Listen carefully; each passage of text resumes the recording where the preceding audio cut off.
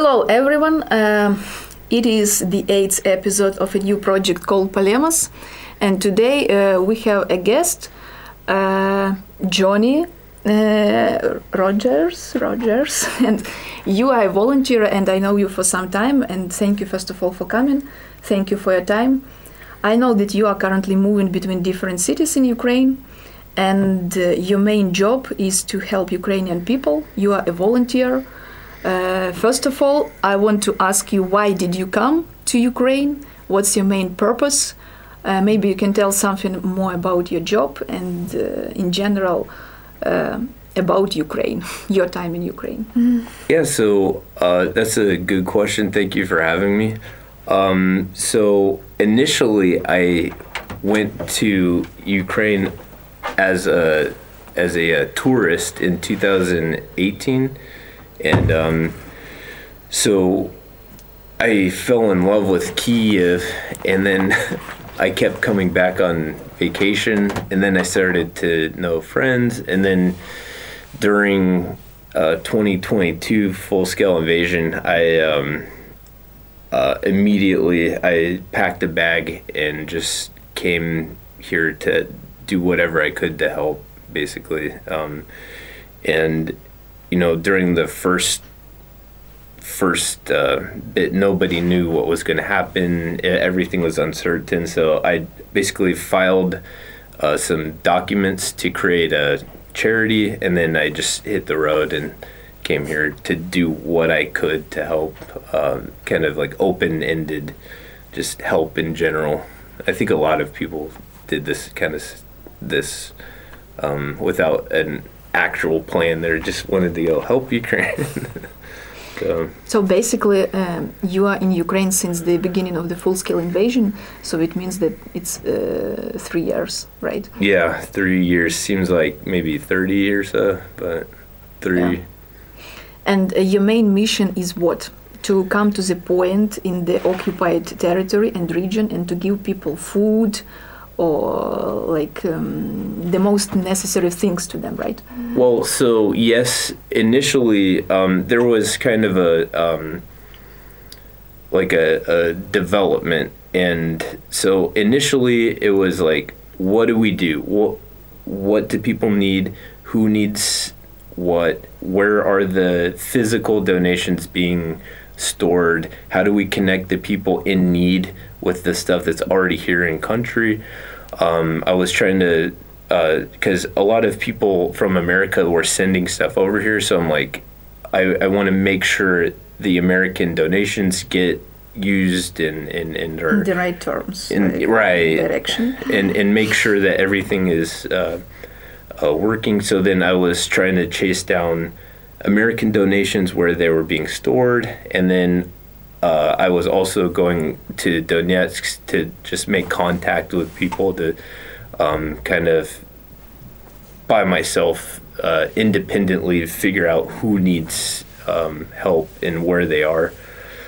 So I spent maybe a year or so going to all of the oblasts, basically going around to like Rivne, Ivano-Frankivsk, and Lviv, trying to find stores of supplies.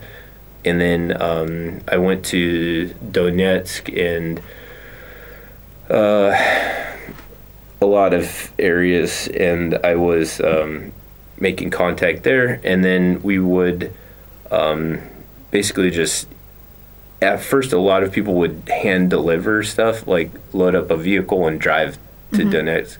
And then we started to use Nova Poshta more, which is the most cost-effective way to get anything around the country. But more recently, we've been collecting, organizing, and distributing medical supplies only, as opposed to just all-around like humanitarian goods. So it just evolved into this thing where now we have like a warehouse of our own. We secure medical donations and then organize and distribute those.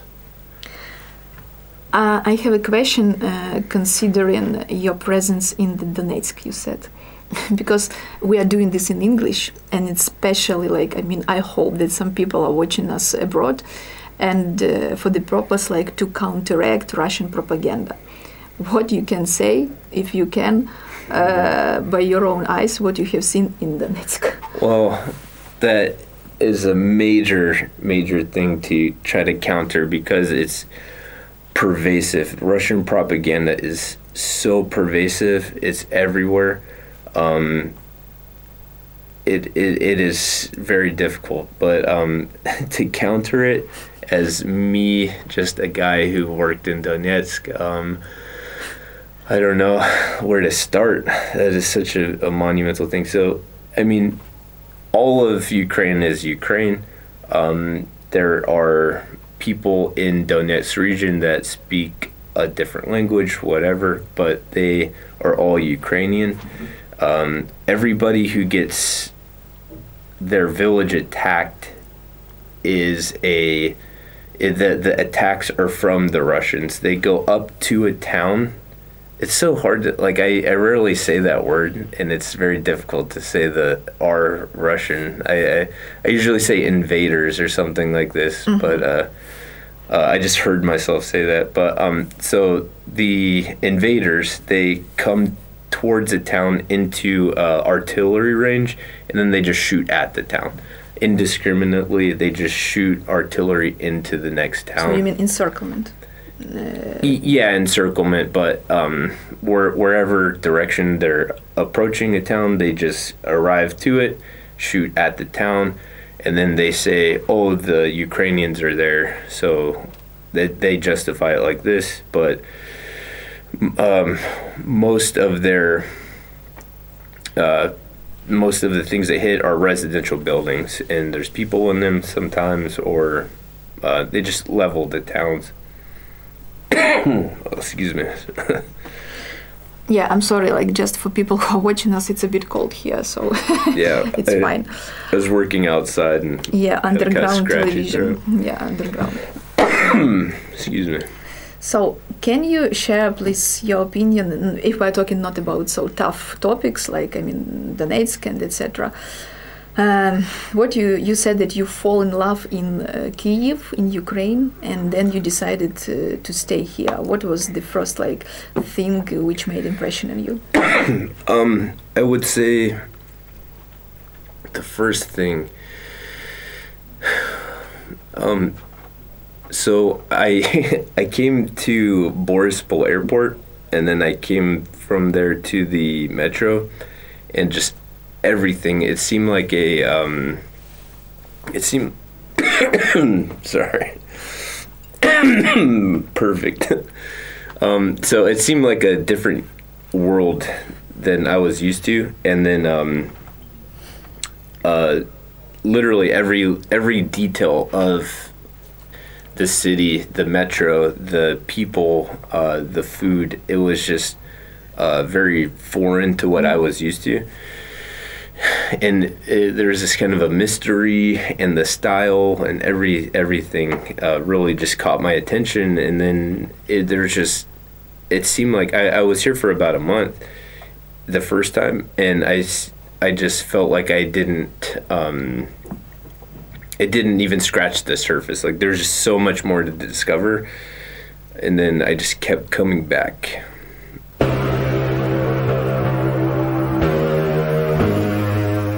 I mean, I know a lot of Americans, so I'm just wondering all the time why they decided still to come to Ukraine.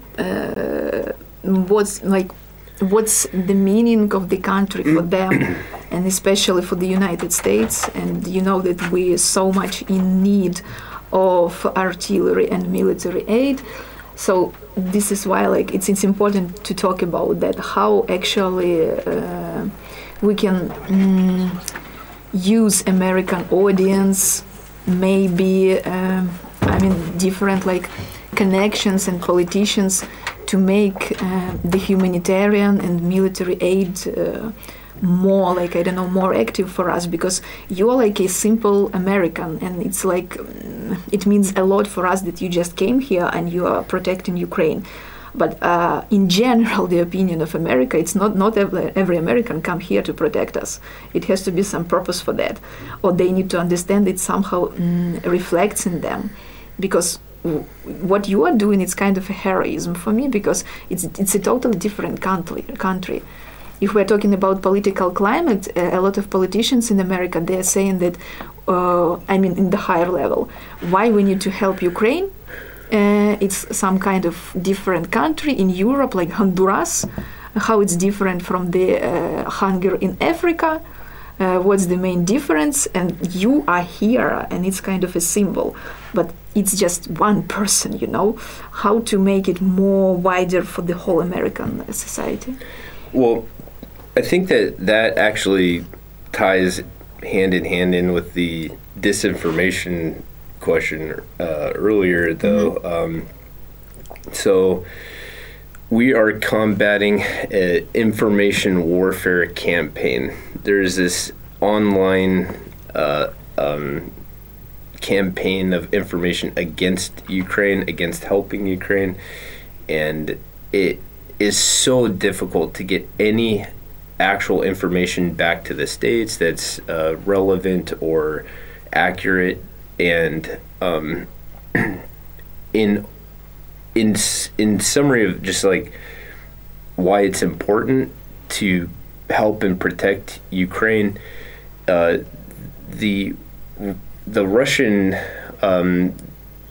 their influence on the world is 100% counterproductive to all American security interests. Everything that we try to do, they try to undermine us. It has been a continuous effort since the end of World War II. They would continuously try to undermine our initiatives at every step of the way, and they have not stopped the entire time. So that's one major thing, is that if at this point, if we can just help Ukraine, help them succeed, help everybody here succeed, become a part of the European Union, and just together win this thing and then go into the future, it would be a major economic boost for all of Europe, the American taxpayers and everything, if we could cooperate into the future. There's no negative thing here on helping Ukraine. It's kind of a complex question. Yeah, okay. It's a complex question, but I feel the necessity to raise it. And in general, you are representing a Ukrainian Relief Fund. And it's an organization. You have different people there, and they are doing some different things. So basically, you see the result for yourself from the main activity of Ukrainian Relief Fund. You see that it helps people. I think that it would be honest to say that you're not getting a lot of money from that. I think basically not money at all, no money. So I'm trying to understand your motive. Some Americans, and you even know them, they just saying stories that they came to Ukraine because they heard in the bar that some people are telling that Biden administration is just getting money from the war in Ukraine, and this is why they need to come here and to tell Americans what is really going on. So your motive apparently is different, because you are an honest man and you are doing it just for yourself. Well, I think my accountant has been begging me to take a salary, because apparently if you're a director of a NGO or something, you're supposed to take a salary, but it's been really difficult because we have more requests than we have funding, and if we had more funding, we could fulfill all of our requests, and then maybe I could take a salary or something like this. But so all of our donations come from small donors, and we don't have any kind of like government level funding, so I'm not gonna take just, you know, I don't know, Aunt Donna from, I don't know, Wisconsin or something like this as a donation and then use it for my own personal stuff. But you know, it all goes to operational costs or directly like supplies or something like this. But yeah, I don't know, the motivations,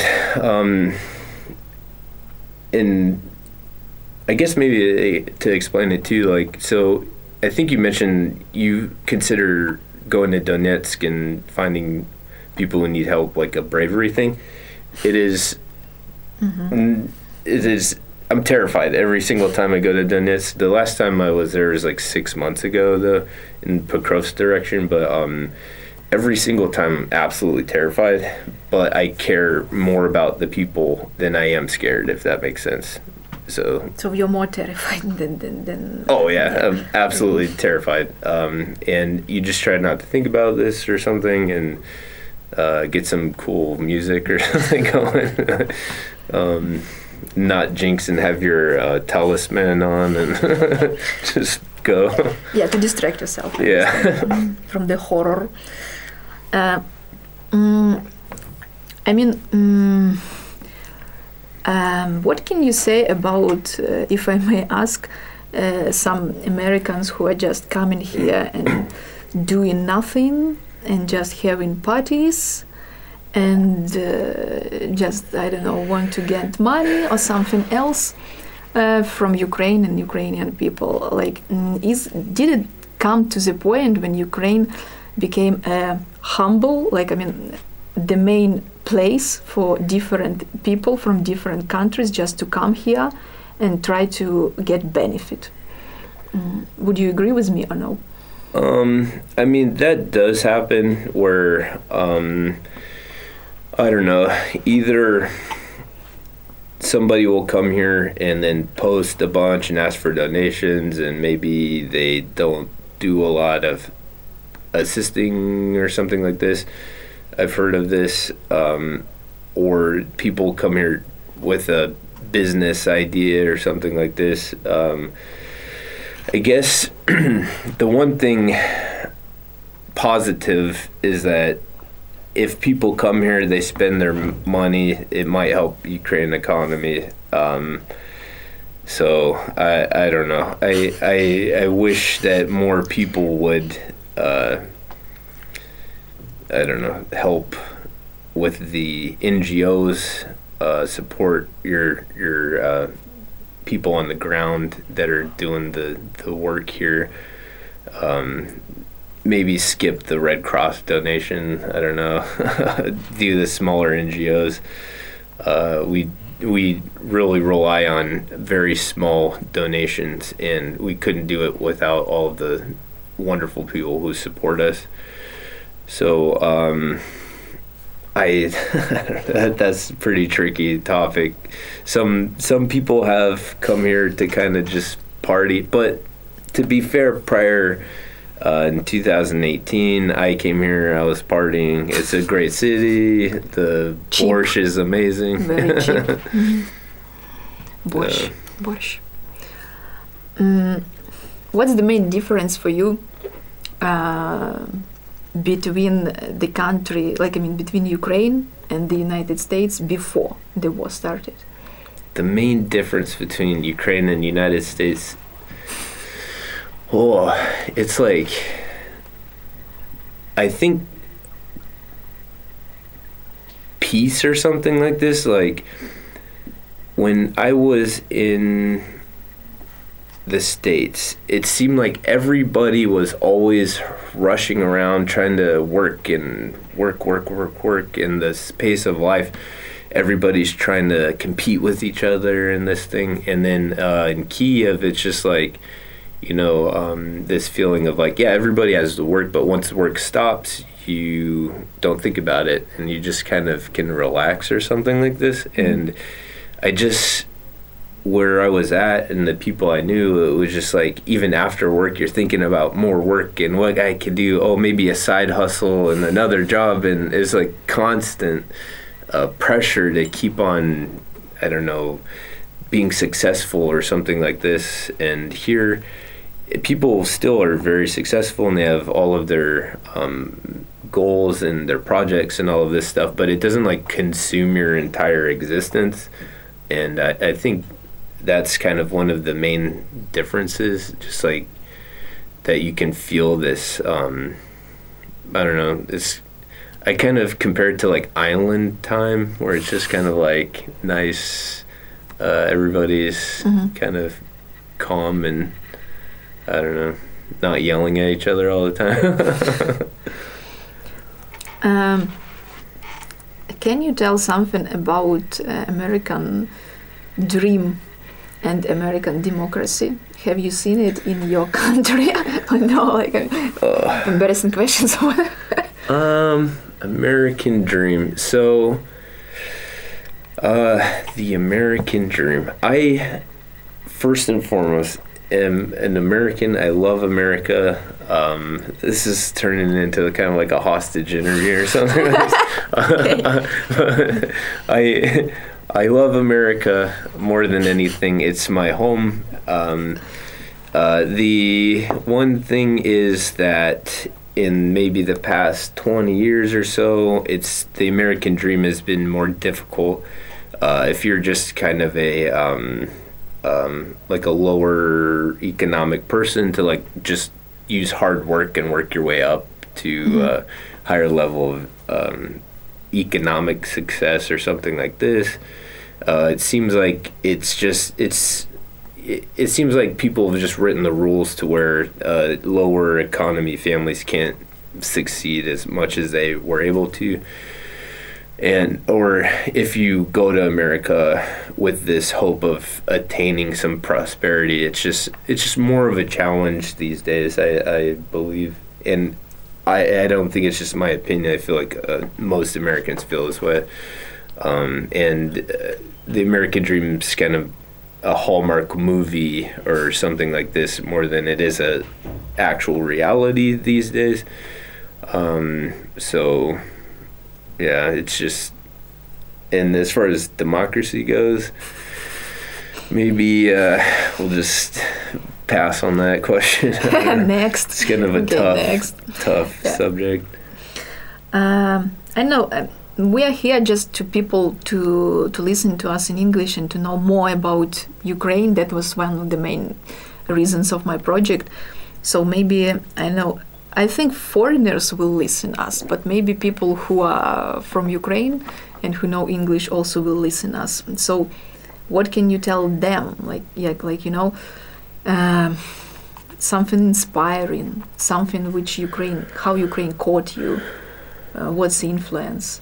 Yeah, I don't know. I think that like one of the things that I can say is there's a lot of people who truly care about you, and there's a lot of people who would stand by your side and have stood by your side. Oh, actually, I put another American flag in Maidan this morning. I just remembered. So there's a lot of people who will fall with you and stand next to you, and sometimes it feels like you're forgotten or there's too much or something like this, or everything is lost or hopeless or something, but there's always hope no matter how hard it gets. And just the people here are stronger than you realize. So and I think that instead of a hatred, this caring about each other motivation is the strongest thing. Love is way stronger than hate, and caring about the people here pushes you forward. And I don't know. No, I mean, you said enough for you were on Maidan, you said. So basically, you are something connected to the revolution of dignity, or like how Maidan, what Maidan represents for you? Oh, like today, this morning? Yeah. Oh, you know the flags? American flag, you said. Yeah, you know the flags in Maidan? Yeah. So if it was the American flag added to that. Okay. So. I got it. Because I know some foreigners who were on the revolution of dignity and Pomarancheva Revolution, and they came here and they said that basically they knew about Ukraine after these challenging events. When did you know about Ukraine? I don't know if it's embarrassing or not, but so I was working in Afghanistan, and I was looking for a place to visit on my rotation, and then I was just Googling kind of places to go, and I had just watched the HBO show. Okay, which one? HBO? The Chernobyl. Chernobyl, I got it, yeah. So I was trying to get information, but then just there's all of this, I don't know, it was difficult to kind of figure out what there was to do and all this stuff, and so I just decided to visit. I never met anybody from Ukraine or even visited Ukraine. The point is that you started to talk about Chernobyl, and that was one of my thinking questions. I was thinking maybe Ukraine very often is represented like a victim in terms of foreign policy, in terms of movies, in terms of culture, because we have Holodomor, Chernobyl, war, and all the things is like victim. Do you see for yourself that the situation somehow is changing and we look like we are brave, or we are still victims? I don't think you're perceived as victims. I think that it is more of like a bravery thing because of the massive attacks and invasions and everything that you have to deal with. I think that that perception may have been possible prior to full-scale invasion, but I think it's turned a corner to full bravery at this point. Jeez, sorry. Oh, it's fine. I just want to, at the end of the interview, let's drink for the bravery. I think it will be a good ending. Johnny, thank you for coming, and thank you for what you are doing for us. I think it's very important, and in general, the main point is that we need to move on. We need to continue to fight, and I hope we will continue to do different projects to support Ukraine, and your organization is really important to us. So thank you again. Can I do a shout out for my stuff? So basically, you can find us on Instagram at Ukrainian Relief Fund. Our website is helpisonthewayua.com. I work with the traveling colonels to distribute and collect medical supplies. Thank you. Thank you everyone for watching, and Ukrainian Relief Fund. These guys are doing very important things to Ukraine. Stay with Polemos.